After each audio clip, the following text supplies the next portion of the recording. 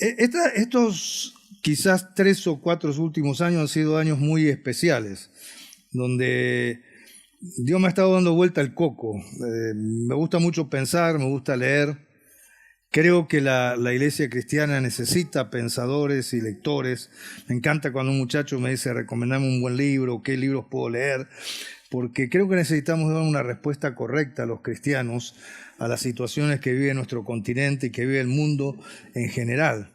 Pero he estado pensando muchas cosas y han ocurrido algunos hechos interesantes. Hace 2 o 3 días me estoy whatsappeando con un líder muy reconocido que tiene un programa de televisión. Yo estuve en el programa hace poco de él y me manda un WhatsApp y me dice, Mario, nos vamos a reunir 4 o 5 líderes en abril, queremos invitarte a ver cómo podemos ayudar a la juventud cristiana a regresar un poco, me decía en su WhatsApp, a las fuentes, a la Biblia, a la palabra de Dios. Parece ser que hay como una especie de, no sé cómo decirlo, de ayornamiento cristiano, ¿no? Estamos allí, pero muchos cristianos parece que les gusta la religiosidad, la religión, pero no les gusta mucho involucrarse fuertemente con el Señor. Hace unos meses, el año pasado, empecé a viajar un poquito y fui invitado a una reunión de líderes en una provincia, no importa cuál, porque aquí hay alguno de esa provincia, entonces no quiero meter la pata.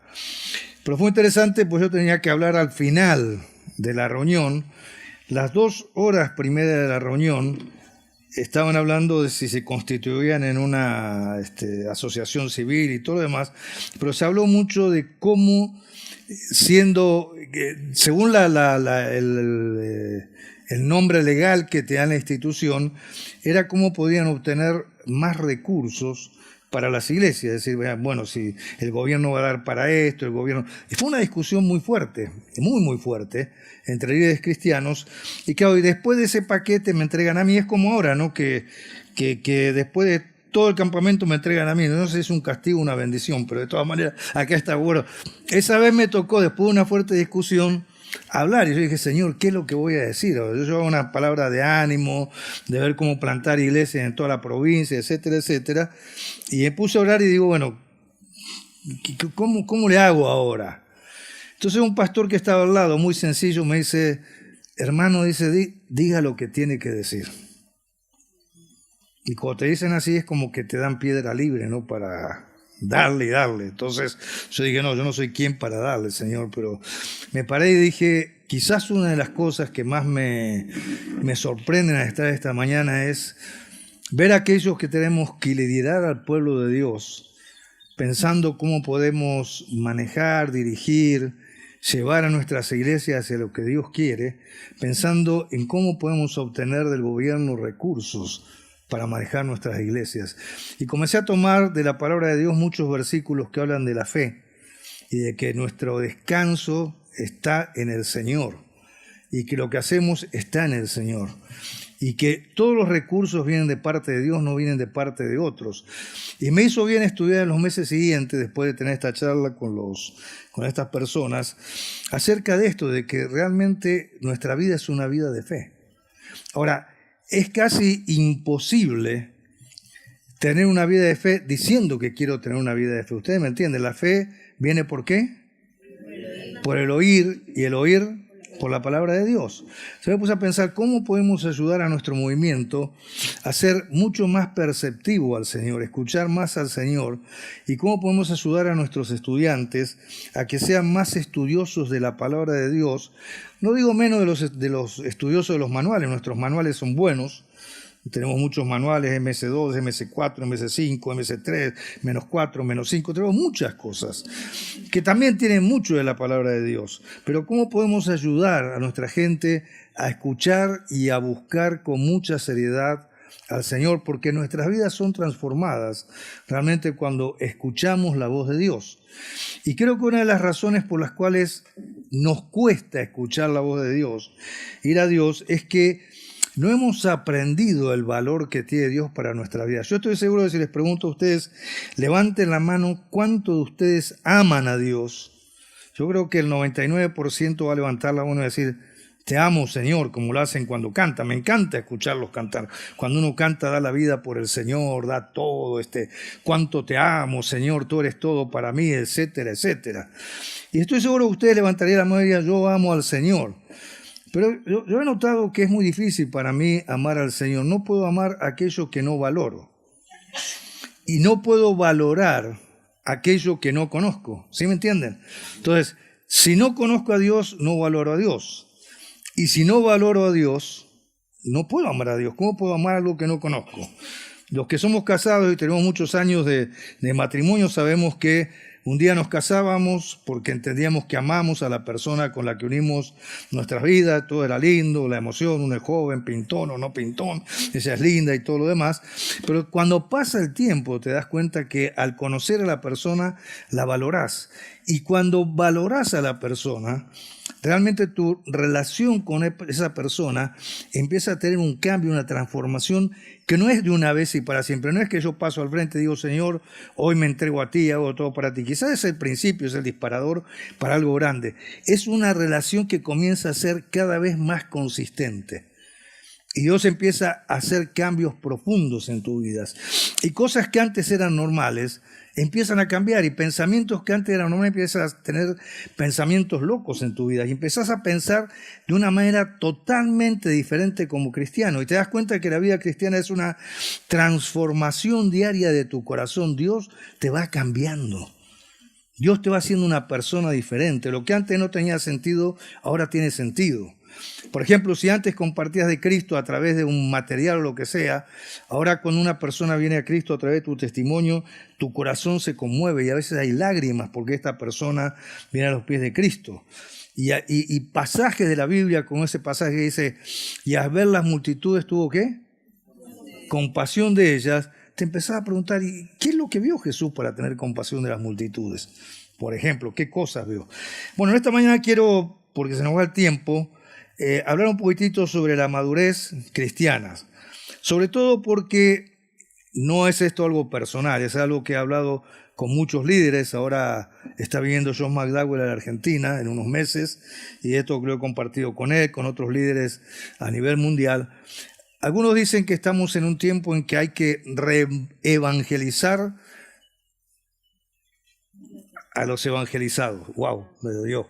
Eddie Gibbs, que estudia mucho sobre la cultura, es un líder, un escritor muy bueno, dice que ahora había que volver a escribir el libro de Mateo, que fue el libro escrito para los judíos, pero para la iglesia cristiana. Claro, yo no soy de lo que me como los autores y los libros y no pienso qué es lo que dicen, pero me puse a pensar, digo, wow, si un tipo de este calibre, tan escuchado, que sus libros son leídos por todos lados, en los seminarios y demás, dice, este es tiempo de producir, algo debe haber. He regalado unos 300 libros Radical. ¿Cuántos han leído el libro Radical?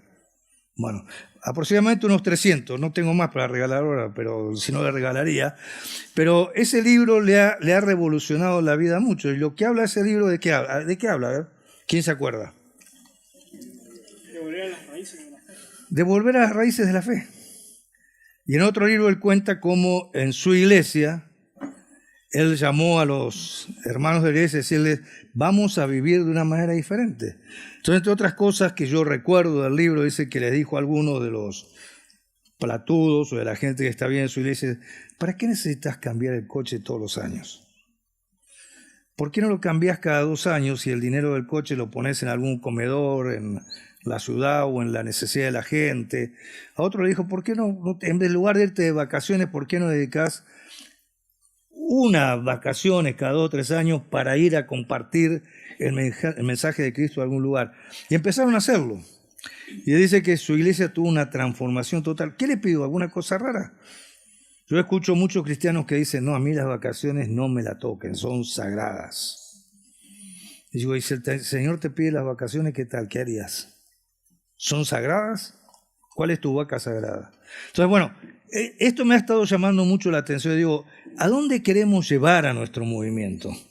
¿A dónde queremos ir como movimiento de la cruzada estudiantil? Nosotros usamos una expresión que es discípulos multiplicadores o líderes multiplicadores de multiplicadores. Y ahora voy a explicar por qué acerca de esto. Y para que encuentren o vean ¿Cuál es el propósito de Dios para sus vidas? Para que puedan tener una idea. Con los profesionales estuvimos hablando de esto, de encontrar el significado de la vida en el lugar donde Dios nos ha puesto. Así en Mateo 1:28, Pablo, léanlo en sus Biblias, nos da la razón de ser de su vida. ¿Dónde puso Pablo el 100% de su energía? ¿Dónde puso Pablo los 3 naufragios que tuvo en la vida? ¿Dónde puso Pablo su vida cuando estaba encerrado en una celda o en una casa alquilada donde la humedad se lo comía? ¿Qué dice? ¿Quién podría resumir Efesios 1:28? ¿Qué dije? Colosenses 1:28. La culpa la tiene la habitación 109, pero está bien, no hay problema. Colosenses 1:28, ¿qué dice? A ver, rapidito, un resumen, ¿qué dice?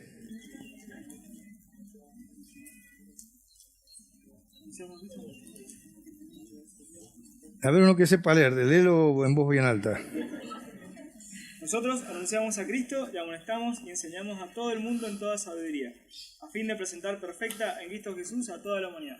Wow, a fin de presentar perfectos en Cristo Jesús a toda la humanidad.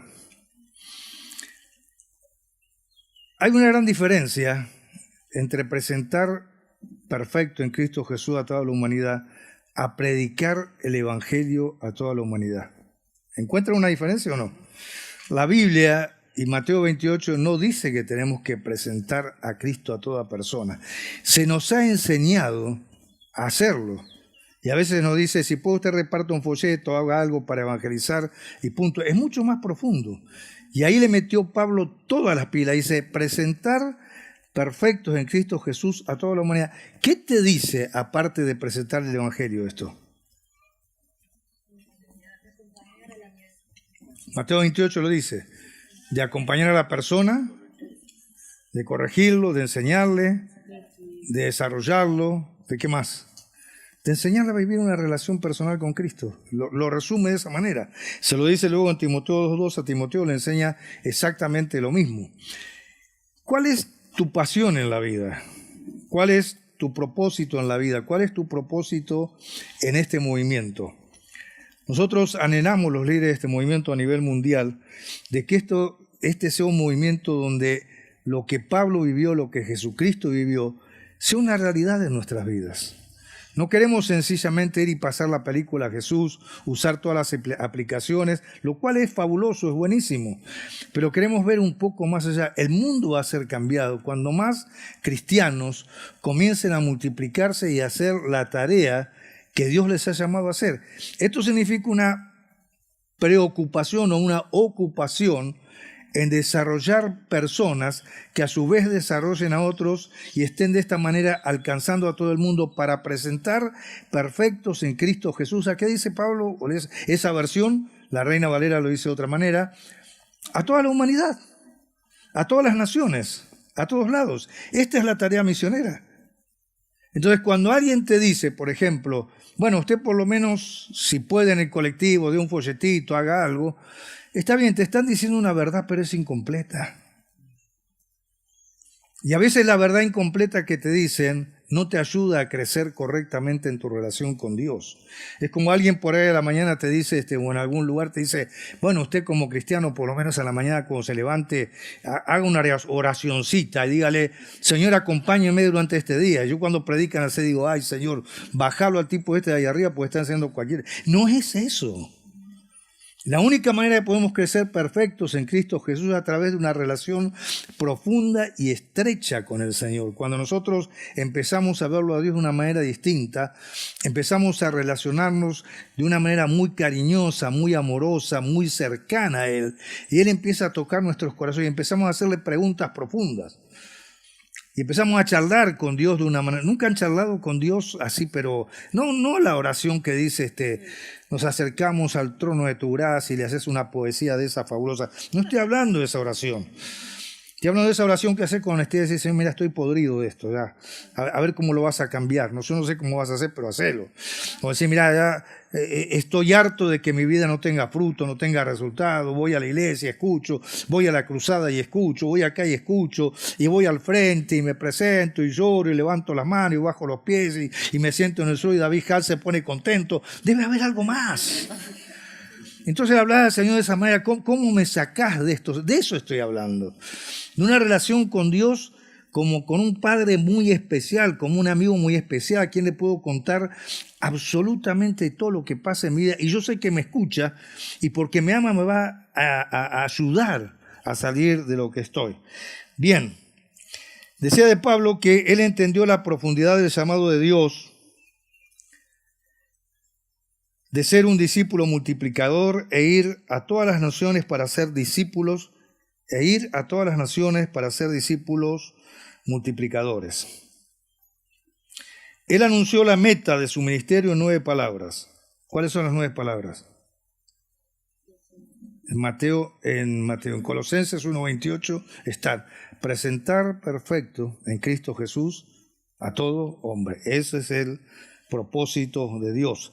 También la Biblia habla allí en Hebreos 6, versículo 1. Voy a mencionar los versículos, no los voy a leer, léalos en sus Biblias. Dice que nosotros estamos en un proceso de avanzar hacia la madurez espiritual. Esto me da mucha esperanza, nos da mucha esperanza, porque la Biblia no dice que nosotros ya somos perfectos. Pablo dice que nosotros estamos en un proceso de avanzar hacia la madurez. Y si hay tiempo, quiero hablar un poquitito de los frutos de la madurez cristiana en nuestras vidas, como para poder compararnos con la Biblia, no con los que nos dicen. Hoy, por ejemplo, escuchamos mucho decir, yo he estado en un grupo con Rick Warren y otro hace años sobre cómo alcanzar los pueblos no alcanzados. Y mucho se hablaba ahí de que, y se dice hoy en día, de que la iglesia está creciendo. Y escuché a un predicador muy conocido, Samuel Lieber, decir, los cementerios también crecen, y lo digo con respeto, ¿no? O engordan.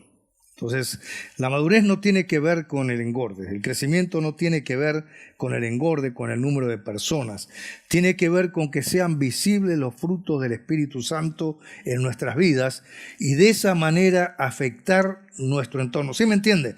Por ejemplo, hablando con todo el mundo te dice, bueno, la iglesia en Argentina está creciendo. ¿Por qué? Porque hay más iglesias. Y es verdad, porque hay más personas asistiendo a la iglesia. Eso no, la Biblia no dice que eso es crecimiento.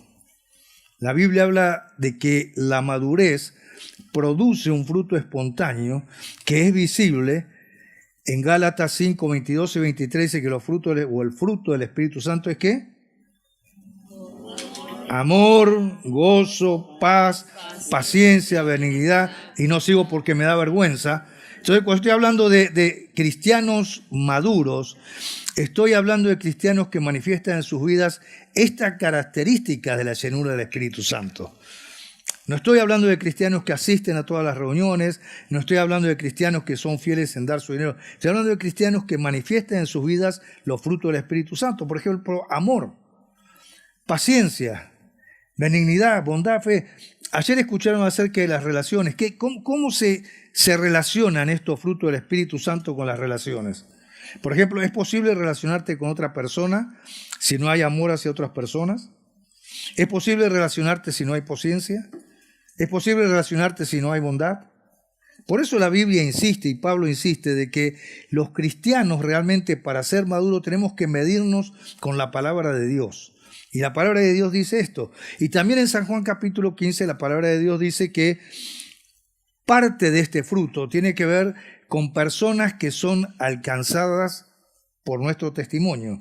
Yo no sé si Marcelo, qué sé yo, quién de ustedes escuchó de lo que pasó ahí en Cosquín con una pareja que en el año 90 en un campamento vieron la película Jesús. ¿Quién escucharon este testimonio? No. Bueno, eso es fabuloso. En el año 90 salimos, como salieron ustedes, a pasar la película, estábamos en Los Cocos, y pasamos la película Jesús en la plaza de Cosquín. Y un matrimonio recibió a Cristo, nosotros nunca más supimos de ese matrimonio, le dimos la dirección a la iglesia los ayudó, los llevó al crecimiento, etcétera, etcétera. Ahora los nietos están en la iglesia y todo lo demás, y son personas que han sido ganadas a través de la película Jesús. Ese tipo de frutos se refiere a la Biblia, personas que son ganadas a través de nuestro testimonio y los frutos que tienen que ver con Gálatas 5, 22 y 23. Ahora, también la Biblia dice que nosotros no estamos solos en esto de parecernos al Señor Jesucristo. Pablo en 2 Corintios 3:18 dice, somos transformados de gloria en gloria a la misma imagen por el Espíritu Santo del Señor. Y aquí hay una palabra interesante. ¿Somos transformados por quién? Por el Espíritu Santo. No es el conocimiento el que nos transforma. El conocimiento es una herramienta, un recurso usado por Dios para transformar nuestras vidas, pero no es el conocimiento. Algunos dicen, bueno, pasé por seminario, pasé por esto. Eso nos ayuda a la transformación. Pero dice que ¿quién nos transforma? El Espíritu Santo. Y el Espíritu Santo tiene una cosa interesante, no tiene que ver solamente con lo sensorial. Eso puede ayudar, puede ser un disparador, puede ser lo que ustedes quieran. El Espíritu Santo otra vez tiene que ver con conocer más profundamente a Dios y dejar que Dios a través de la persona del Espíritu Santo transforme nuestra vida. Entonces no estamos solos. No es que haya un esfuerzo personal por ser un mejor cristiano. Eso es parte, está bien. Tiene que haber de mi parte un deseo de ser transformado por el Señor. Pero lo que a mí me causa tremendo gozo, tremenda alegría es saber que no es una tarea mía. Lo único que tengo que poner yo son las ganas de decir al Señor, Señor, hacelo, pero el Señor es el que hace la obra. No son los libros los que me transforman. Los libros me ayudan a crecer en mi relación con Dios. Yo tengo en mi biblioteca, qué sé yo, no sé la cantidad de libros que tengo en mi biblioteca. Deben ser cientos, miles, no sé cuántos, montones de libros. Y he leído libros y leo libros todos los días. A veces leo hasta 4 libros por semana. Los libros no son los que me transforman. Lo que me transforma, ¿saben qué es? El Espíritu Santo usando su palabra para hacer cosas en nuestro corazón que no hacen los libros, no hacen las relaciones, no hace otra cosa. Solo Dios las hace a través del Espíritu Santo. La madurez de la que habla Pablo no se concreta solo en la vida espiritual. Afecta profundamente nuestro cuerpo, la mente y las emociones. La transformación del Espíritu Santo es integral, sería la palabra. Afecta el total de nuestras vidas. Wow, tengo como 15 páginas de bosquejo y recién voy por la primera. ¿Cuánto me falta? Pero tenemos mañana todavía, ¿no? ¿Cómo? Media hora.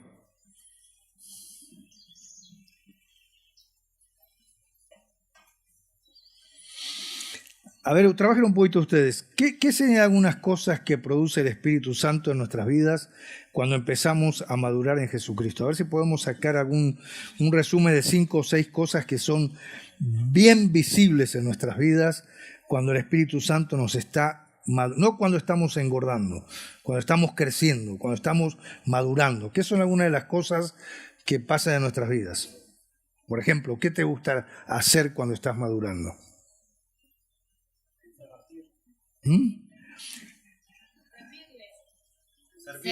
Servirle. A ver si lo podemos redondear un poquito más. Alguien dijo por ahí compartir. Compartir de Cristo es una. ¿Qué más? Pasamos por alto la ofensa. Pasamos por alto la ofensa. Muy bien. ¿Qué más?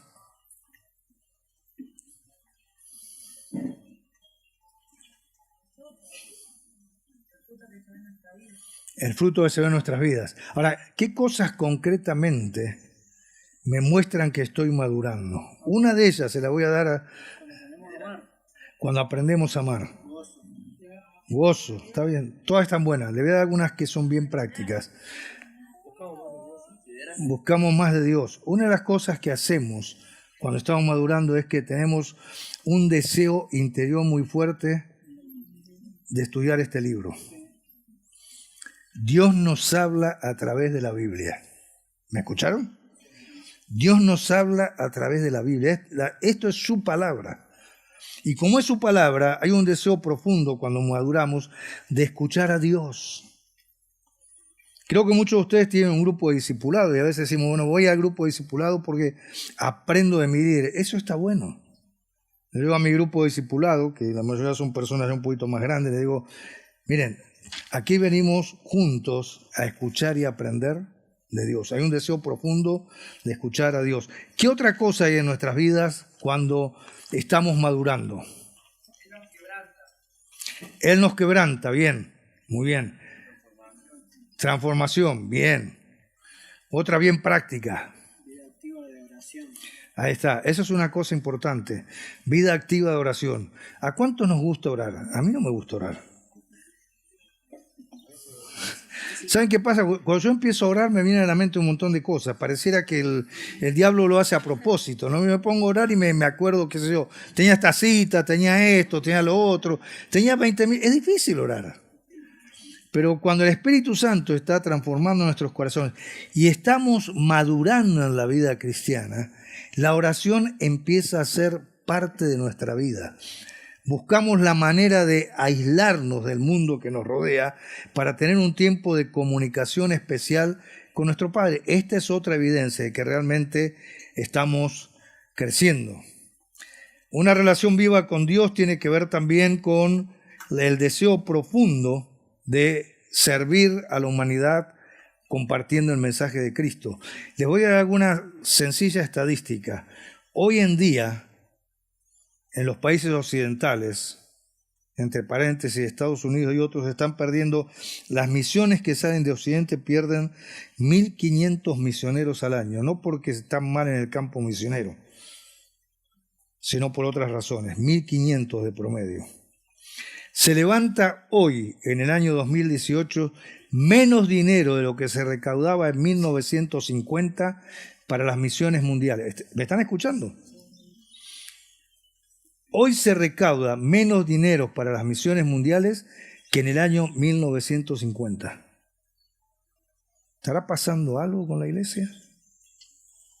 Ahora, ayer dijo el doctor Han una cosa interesante. Dice, ¿quién es responsable de que los musulmanes no escuchen a Cristo? ¿La cultura?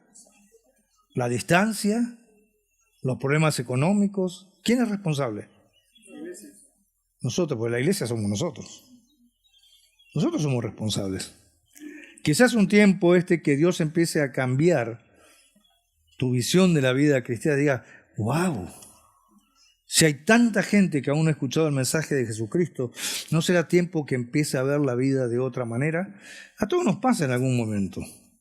Y yo sé que hay muchas cosas que están dando vuelta como para decirte, no salgas, no lo hagas, pensalo bien. Y nuestro lenguaje va cambiando, se va adaptando cada vez más a la cultura. Por ahí escucho como dicen, bueno, pueden ir de misionero, vayan y prueben 1 mes o 2 meses a ver si va o no. Imagínense a Josué cruzando el río Jordán para probar a ver si podía estar 1 o 2 meses en Jericó. Y digo, imagínenselo, cierren los ojos, imagínense. Y que viene Josué y le dice a los demás, dice, no muchachos, no conviene, allá son bravos, hay una muralla, no nos va a ir bien como misioneros. Pero hoy le decimos a la gente, vaya y pruebe. Si le gusta, se puede ir de misionero. Si no le gusta o no se siente bien, quizás no es. Algo no está funcionando bien. Cuando Dios dice, hazlo, otra de las evidencias de la madurez cristiana es que hay obediencia, si usted quiere llamarle, ciega a la palabra de Dios. Mañana cuando hable de Josué le voy a decir, una de las características del liderazgo de Josué es que Josué, a diferencia de Moisés, nunca le cuestionó absolutamente nada a Dios. Dios le dijo, hazlo, y Josué, ¿qué hizo? Fue y lo hizo. Quizás por muchas razones. Una de las razones podría ser que Moisés era un hombre preparado. La ventaja que tenía Moisés es que fue a Harvard de Egipto. ¿Hay Harvard de Egipto? No, está en Estados Unidos. Pero Moisés, como hijo de Faraón o criado por la hija de Faraón, tuvo la oportunidad de tener la mejor educación, tuvo la oportunidad de tener amigos que estaban educados. A lo mejor fue preparado para ser un jefe del ejército o lo que sea. La diferencia de Josué, que dice la Biblia, es que venía de 400 años de esclavitud, no tenía un papá famoso, hijo de Nun, que sufrió mucho. Yo me imagino ¿Qué diferente deben haber sido los sueños de los esclavos, como era Josué un esclavo, hijo de esclavos, de los sueños que podría haber tenido Moisés? Moisés por cabezón mató a un egipcio y todo, no lo estoy jugando, es un modelo de líder bíblico, ¿no es cierto? Pero a diferencia de Moisés, y estoy diciendo esto porque creo que cualquiera de nosotros puede ser usado por Dios para cambiar el mundo, los sueños de Josué deben haber sido distintos. Probablemente Josué no tuvo la oportunidad de jugar con un autito de control remoto como muchos de nosotros. A lo mejor jugaba con, no sé, había algún autito de madera, no sé qué había en esa época, o un carruaje. A lo mejor Josué veía pasar los niños egipcios con sus juguetes última onda, con internet, con todo lo demás, y él estaba ahí tirado en el suelo jugando y haciendo montañitas o pirámides con la arena. Esa es la diferencia. Ahora, una de las características que hizo de Josué, el hombre que poseyó la tierra prometida, era la obediencia total a Dios. Él aprendió de la experiencia. Una de las cosas que aprendió Josué de caminar como un siervo de Moisés, y fue un segundón por mucho tiempo, es que desobedecer a Dios trae consecuencias. ¿No tuvo consecuencias Moisés? Tuvo varias, entre ellas ¿cuál? Primero Dios le dijo, golpea la piedra y ¿qué? Y va a salir agua. Y la segunda vez que le dijo al Señor, ¿qué dijo el Señor? Háblale. ¿Y qué hizo Moisés? Ahora, imagínense al otro así, un poco más joven que él, el segundón, viendo eso. ¿Habrá aprendido? Habrá dicho, ¿qué es la ganancia que tengo en ser desobediente a Dios o en ser obediente a Dios? ¿Cuál es la diferencia entre una cosa y otra? Y otra de las evidencias de la madurez cristiana que dice la Biblia es que empezamos a transformarnos en cristianos obedientes a Dios. Muchos de nosotros, a lo mejor por una cuestión cultural o lo que sea, le cuestionamos muchas cosas a Dios. Una de las cosas que le cuestionamos a Dios es, bueno, me decía David que las cosas que habla generalmente con los jóvenes tiene que ver con el sostenimiento personal. Bueno, Señor, está bueno que yo quiera salir, pero a ver cómo hago para conseguir un trabajo, a ver cómo hago para conseguir otro. ¿Ustedes escucharon ayer a David Ham? Dice que estuvo ¿cuánto tiempo? 3, 4 años sin que la gente supiera que tenía hambre, ¿no? ¿Es así o no? Bueno, una decisión muy radical.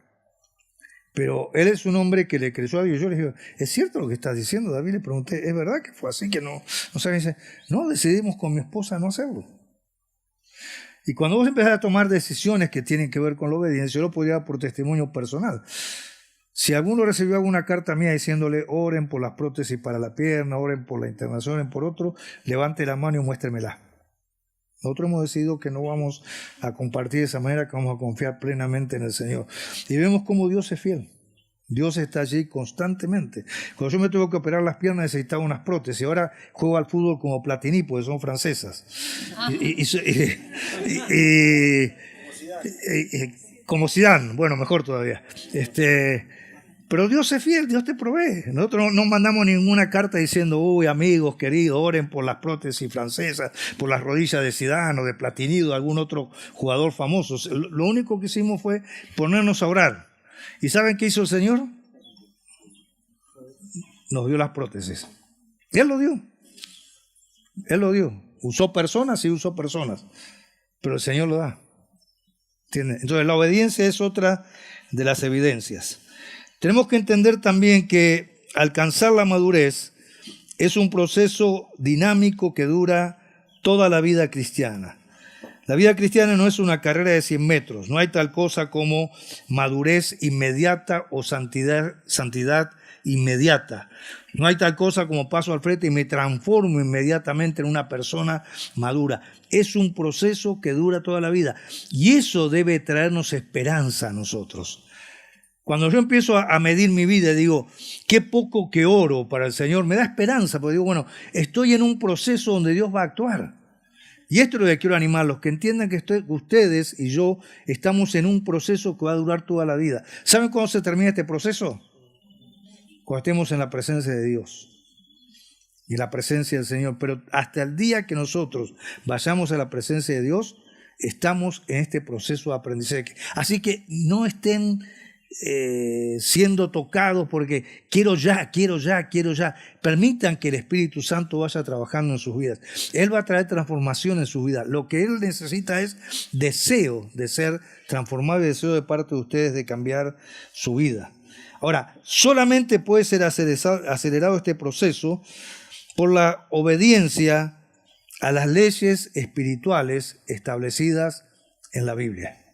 Una de ellas es: cuanto más estudio la Biblia, cuanto más conozco al Señor, cuanto más experimento la presencia de Dios en mi vida, cuanto más empieza a ser realidad la verdad de la palabra de Dios en mi vida, más rápido es el crecimiento que voy obteniendo y más rápido maduro en mi relación con Dios. Y aquellas cosas que anhelo ver empiezan a surgir de una manera natural en mi vida por esa relación con Dios. Por ejemplo, el evangelizar. Digo yo, no quiero discutir con nadie.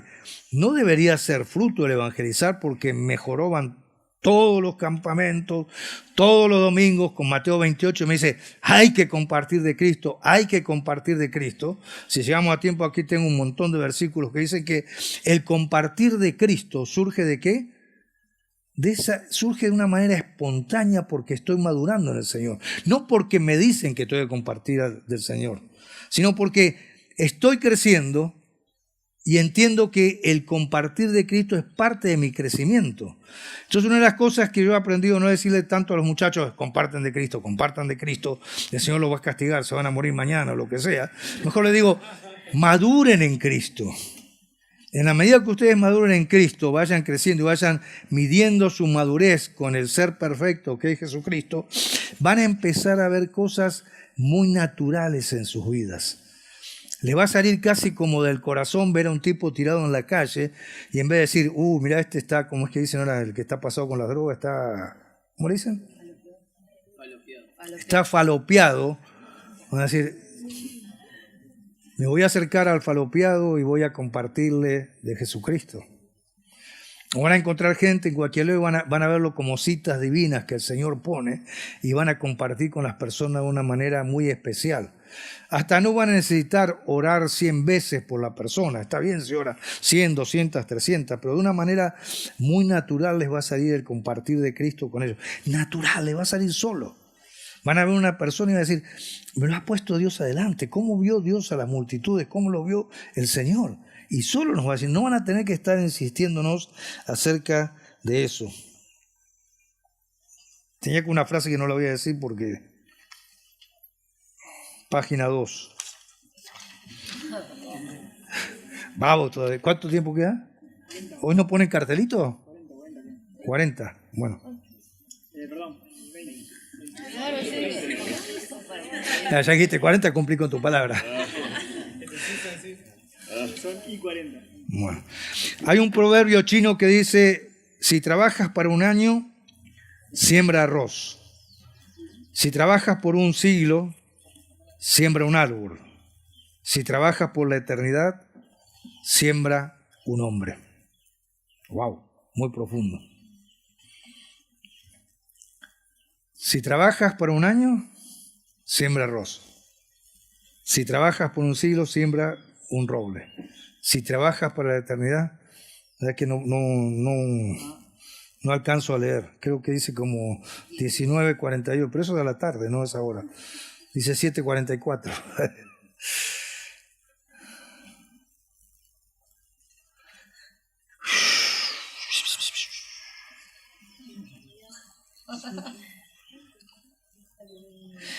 Bueno, déjenme darles esto. Esto me parece que sí es interesante. En la vida humana estoy tratando de achicar. Hay 3 etapas de madurez. Esto es en la vida humana. A ver, los psicólogos, que ellos lo que estudian todo esto.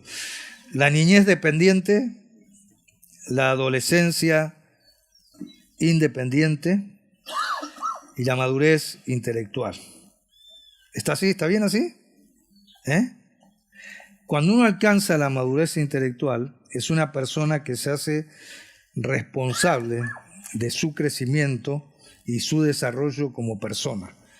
Cuando nosotros alcanzamos la madurez espiritual, nos hacemos responsables de nuestro crecimiento y de alcanzar la madurez en Cristo Jesús.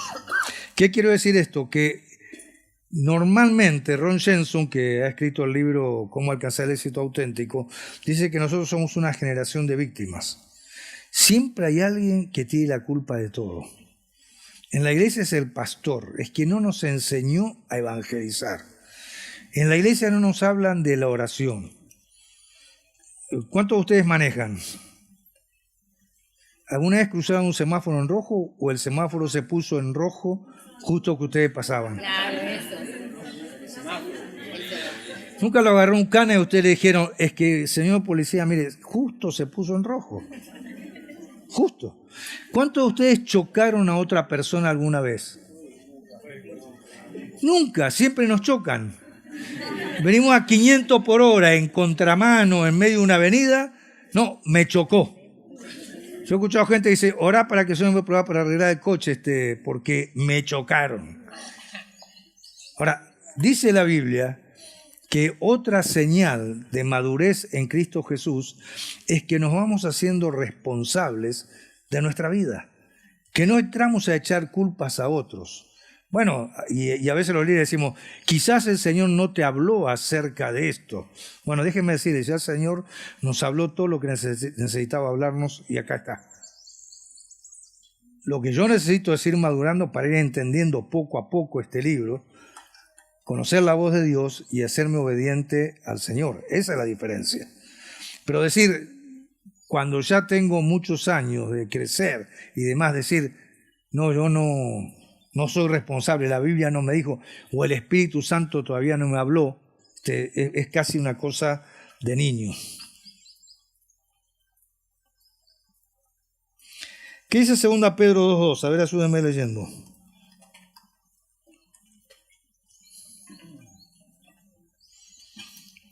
Segunda Pedro 2.2. Muchos los seguirán en sus prácticas vergonzosas y por causa de ellos se difamará el camino de la verdad. ¿Qué dice? ¿Cuál es el camino de la verdad? A ver si me ayudan. Estoy medio burro hoy.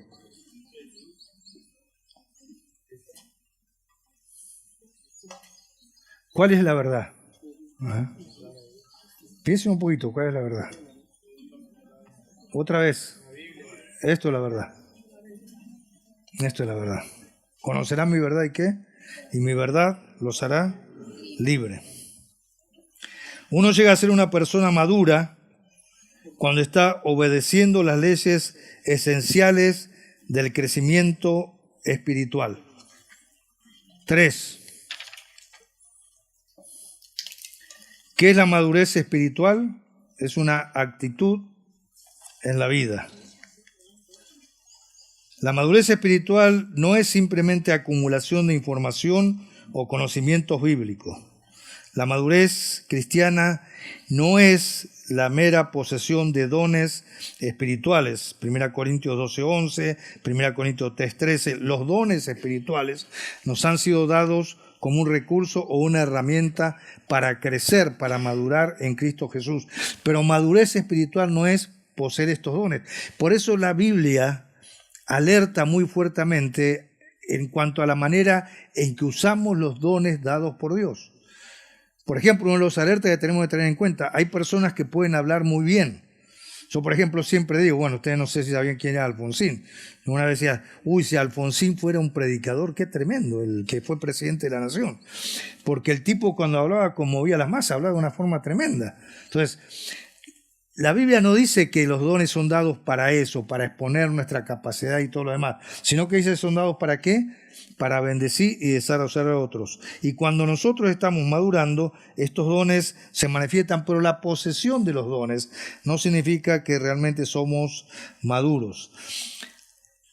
La madurez espiritual no consiste en imitar a Cristo en el poder del esfuerzo humano. Escuche bien, no consiste en imitar a Cristo en el poder del esfuerzo humano.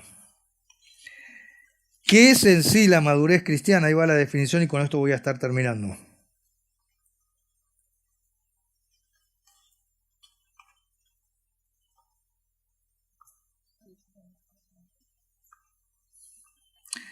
La madurez cristiana, según lo que dice perfecto en Cristo Jesús, se refiere a un estado de desarrollo pleno hacia el conocimiento total de Jesucristo.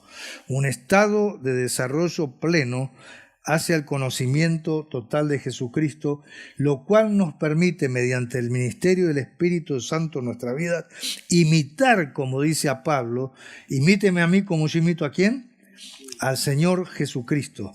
Ahora, no es la imitación humana, es la obra del Espíritu Santo en nuestros corazones que nos permite imitar y ser parecidos a Jesucristo. Bueno, con esto voy a terminar y voy a tomar un tiempo para que piensen. ¿Cómo está? Una pregunta. ¿Estás madurando espiritualmente? No me lo tenés que decir a mí, soy honesto. ¿Hay evidencias en tu vida de que estás madurando? Que no solamente sos un cristiano cultural que va a la iglesia, que ofrenda, que hace un montón de cosas, que participa de los proyectos, que va a todas las reuniones. A veces he escuchado en mi propia iglesia, bueno, un buen cristiano participa en todas las actividades de la iglesia. ¡Qué fácil sería! Me agarro la agenda y me aseguro que estoy en todas las actividades de la iglesia y ya soy un cristiano fabuloso, increíble. Un buen cristiano da el diezmo, sí, tenemos que ser obedientes y dar el diezmo. La Biblia dice que debemos dar el diezmo, pero eso no me hace un cristiano maduro. Ni participar en todas las actividades, ni hacer muchas cosas que me piden, que dicen. Esto es lo que es un cristiano realmente maduro, cuando empieza a manifestarse el fruto del Espíritu Santo en nuestras vidas y empezamos de una manera espontánea a ver resultados. Nuestra vida empieza a afectar la vida de personas que están cerca nuestro. Yo viene uno y te dice, fulano de tal, mira, gracias por compartirme de Cristo, o gracias por una palabra de ánimo, o gracias por esto, o por todo lo demás. En la cruzada estudiantil de pronto te evaluamos, mira, fulano es espiritual, porque vino el viernes, vino el jueves, vino a la reunión de célula, fue al proyecto misionero 1, 2, 3, 4, 5, y eso pareciera ser que es ser un cristiano maduro que está creciendo. Entonces yo quiero animarte en esta mañana a que vayas a algún lugar tranquilo después y demás, y vayas comparando con la Biblia. Estoy madurando, estoy creciendo, y si me doy cuenta que no estoy creciendo, ¿qué hago? Pidan ayuda. Aparte de orar, pidan ayuda. Vayan a alguien y díganle, mira, yo me doy cuenta que necesito todavía madurar, que necesito conocer más las palabras de Dios, que no soy una papa de la palabra de Dios. Necesito que alguien me ayude. Pidan ayuda. Vayan primero a pedir ayuda al Señor. Señor, yo quiero conocerte. Yo anhelo conocerte, no sé cómo, pero dame la oportunidad, dame la manera de aprender a conocerte mejor. Poneme a alguien al lado, no sé qué sea, la manera que sea, pero quiero conocerte más. Yo creo que el mundo necesita hoy en día de una nueva generación de jóvenes, de líderes espirituales que ayuden a cambiar al mundo. Estoy convencido que los necesitamos. Una nueva generación, una nueva mentalidad cristiana, que piense de una manera totalmente diferente, que no estén tan adaptados al mundo que les rodea, que piensen seriamente en que ser como Cristo nos permite cambiar al mundo. ¿Oramos juntos?